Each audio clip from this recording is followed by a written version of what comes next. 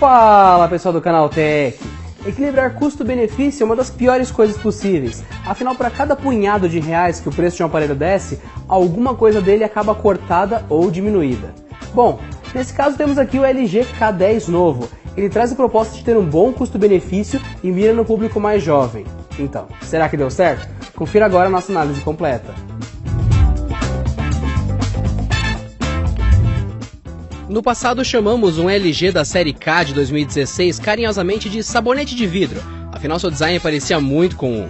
Hoje temos o K10 novo, que parece ter saído exatamente da mesma forma, porém modelado para um aspecto mais sóbrio.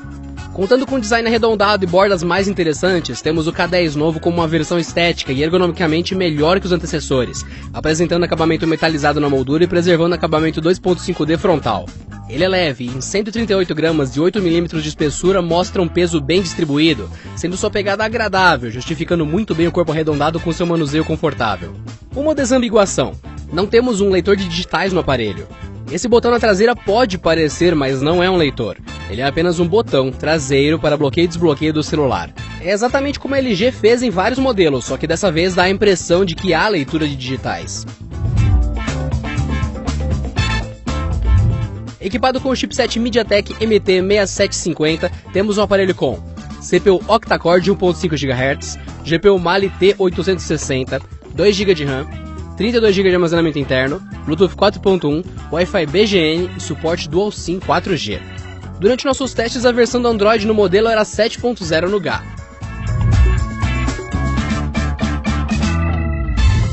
Contando com uma tela LCD de 5.3 polegadas HD 720p, temos um display com a tecnologia In-Cell Touch, que promete uma imagem mais próxima ao vidro frontal, reduzindo distorções, sombras e afins. De fato, não notamos esse tipo de coisa em nossos testes. A primeira impressão que temos é muito boa ao olhar para essa tela. Sua densidade de pixels é de aproximadamente 277 ppi, nada que garanta incríveis detalhes de imagem, porém o valor deixa a experiência no suficiente para aproveitar o que se passa ali. Cenas muito minuciosas com macros não têm aquele impacto todo. Esse detalhe todo é balanceado pelas cores do painel, que, principalmente em cenas de natureza, mostram uma reprodução muito agradável de cores, deixando as cenas com boa qualidade. Pode ser 720p de resolução, abrindo mão de mais detalhes, mas o que aparecer ali estará bonito em representação de tons e cores. Porém, esse equilibrado display sofre de forma visível do mal dos LCDs e vaza iluminação sobre qualquer cena escura, deixando aquela cara de preto iluminado, quase cinza nas partes pretas da tela. Como a tela do modelo traz bordas conectadas muito pretas, fica visível onde a carcaça preta termina e onde a tela, fingindo a cor preta, começa. A tela desligada mostra como deveria ser a coisa toda no mundo ideal. Vale notar que nós não constatamos aquele brilho cinza nevoado que pode acontecer no display, ou então aquele reflexo prateado, que também acontece em alguns LCD. Isso não acontece aqui. O que acontece é que há uma dificuldade notável dessa tela de criar a escuridão sem vazar luz. É somente isso. Se a tela é ok, o som não é bom. Em nossos testes sempre esperamos baixa qualidade dos falantes de um aparelho compacto. Porém, o K10 novo mostrou-se um dos mais fracos do mercado nesse aspecto. A potência sonora, o volume, é baixo. Você não vai conseguir ouvir nada dentro de um carro em movimento, por exemplo. A falta de fidelidade sonora é notável também, sendo as frequências moduladas para o agudo. Some isso o fato da distorção que ocorre em toda a execução mais complexa de som, com múltiplos instrumentos, por exemplo, e isso gera um som abafado e ainda mais baixo.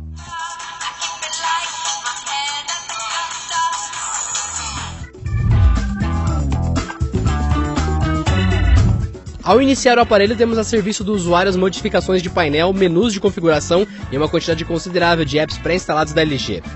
O widget na tela inicial deixa claro que essa experiência visa o bem da fabricante, não do usuário.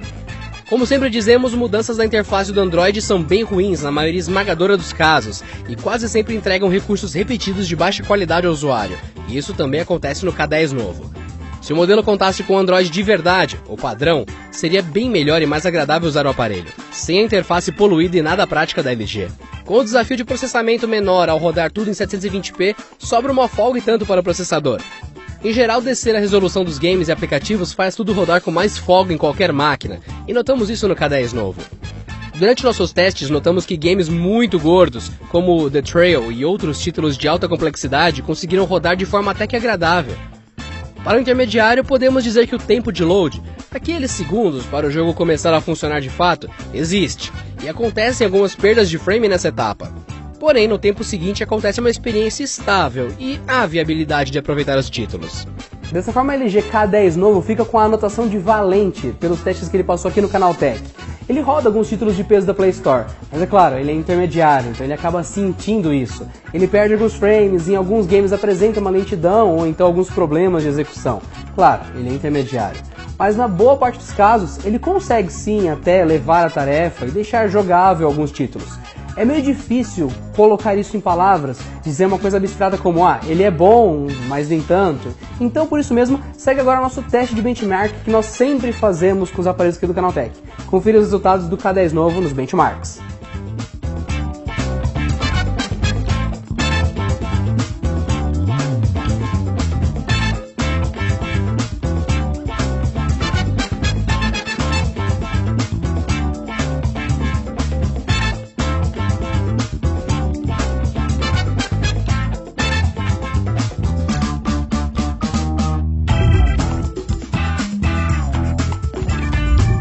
Como câmera principal, temos uma unidade de 13 megapixels no K10 novo, e na frente do modelo há uma câmera de 5 megapixels para selfies, sendo grande angular de 120 graus. A ideia é que o seu entorno e seus amigos saiam na foto com facilidade, melhorando seus registros com mais cenário e amplitude de imagem.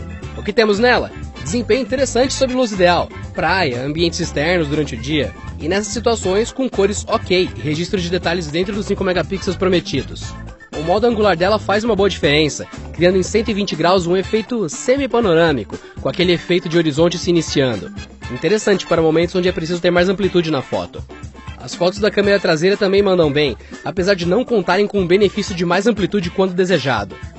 Como o número de megapixels sobe, a quantidade de detalhes também ajuda a densidade da foto a ficar melhorada. Ok, agora vamos para aquela parte. Os detalhes capturados pela câmera traseira são medianos, existindo muitos grupamentos de cores, ou seja, flocos ou granulações nas fotos, mesmo em situações onde dispõe-se de iluminação máxima.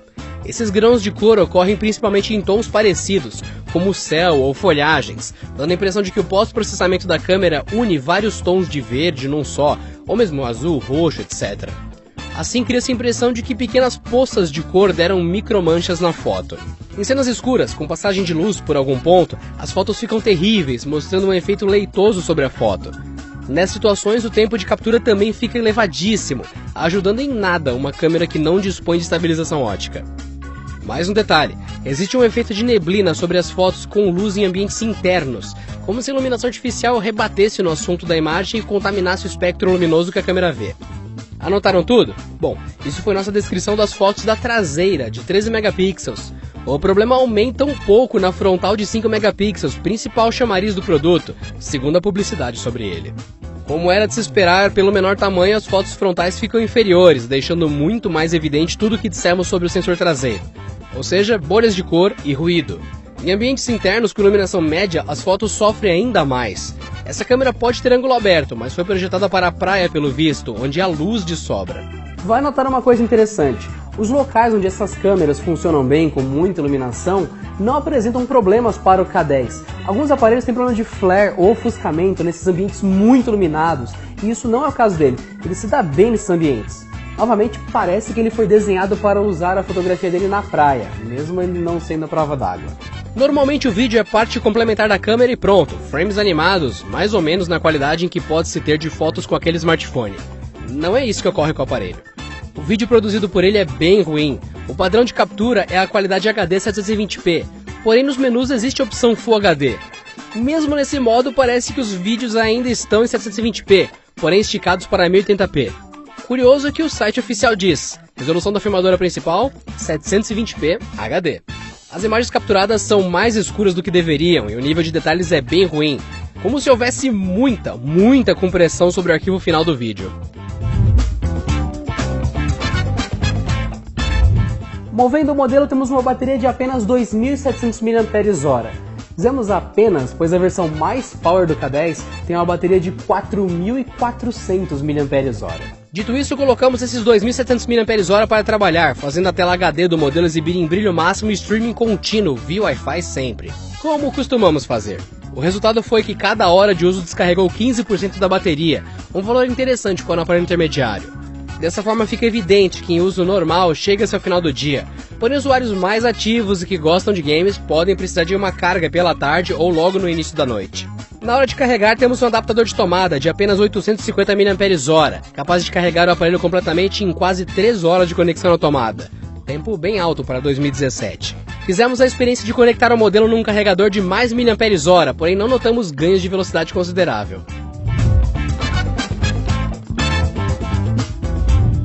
Disponível nas cores preto, dourado e titânio, e com preço oficial de lançamento do K10 novo fixado em R$ 1.199, temos nesse aparelho uma opção viável de smartphone intermediário. Faz algum tempo que aparelhos com desempenho ok e demais configurações também dentro do ok têm recebido preços cada vez maiores. E nos agradou muito ver o K10 novo com preço inaugural bem perto dos R$ 1.000, indicando que desde já é uma escolha válida, porém cada vez melhor em custo-benefício com o passar do tempo.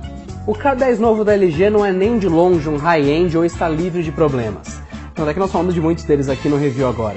A questão é, ele custa R$ 1.199 no lançamento, e com esse kit que ele oferece, acaba sendo um interessante custo-benefício nesse primeiro momento. Mas com o passar dos meses, a tendência é que ele brilhe bastante como custo-benefício, afinal, esse valor tende bastante a cair. E com o que ele oferece? Bom, nós achamos que ele se enquadra sim no intermediário e que traz coisas equilibradas para o valor dele. Lembrando que com bons descontos e com a tendência natural de queda de preço, isso aqui pode brilhar no futuro como uma boa escolha. Mas lógico, você pode fazer parte do público que não está aqui pelo custo-benefício. Você pode querer alta performance, ou então câmeras de alta qualidade e outras coisas que não encaixam em custo-benefício. Por isso, deixa aí pra gente nos comentários o que você achou do K10 da LG. E lógico, esse é o fim dessa análise, mas tem outros aqui no canal. É só clicar aqui em cima nos cards que aparecem no canto superior direito, ou então aqui embaixo do Canaltech. Se inscreva, conta pra gente sobre ele e até a próxima.